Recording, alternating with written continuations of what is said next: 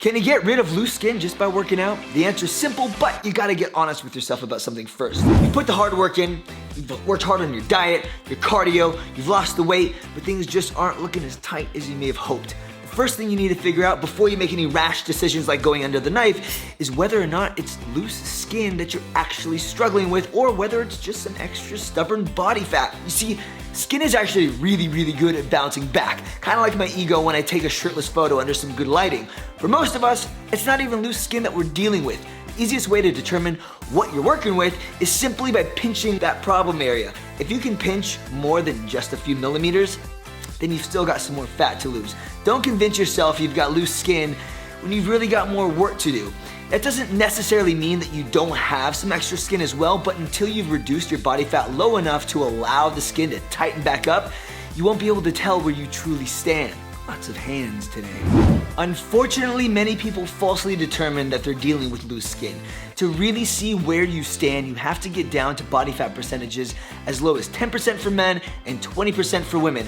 Otherwise, it can be hard to differentiate between what is truly loose skin or just more of that excess fat. This can be confusing and frustrating for a lot of people because after dieting for a while, losing the weight, you might look good in clothes, but without them on, you've still got that sort of skinny fat look. This is why when trying to lose body fat, we don't want to just think about losing the weight. Most people try and diet super hard and do all this cardio, but don't do that.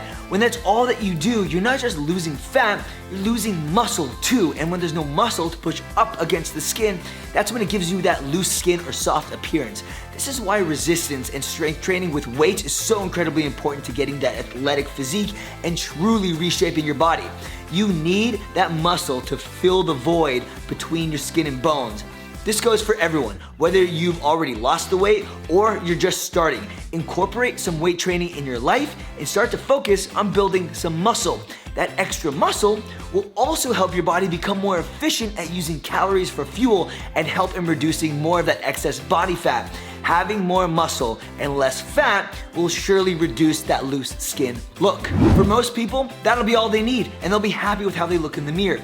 If you're one of those who lost a dramatic amount of weight or a large amount of fat in a short period of time, then quite frankly, that extra skin you might have should serve as a reminder of the hard work and dedication it took to make that accomplishment. Whether or not you decide to go the cosmetic surgery route, you should feel so freaking proud of yourself. Age can also affect the elasticity of skin and make it a bit more difficult for it to snap back to shape after losing weight. But no matter how old you are or where you're starting from, here's the breakdown on how to stay ahead of loose skin.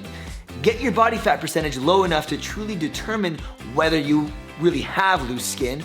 Build muscle to fill in the space between your skin and bones to give you that toned look. Eat a high protein diet to ensure your body is constantly adding new muscle, and eat plenty of fruits and veggies to make sure you get in the vitamins you need to keep your skin looking young. Thanks so much for watching. You're awesome. Feel free to check out some of my other videos on fitness and fat loss. Every now and then I sound somewhat intelligent, and I'm always posting new content. As for this video, we're done here.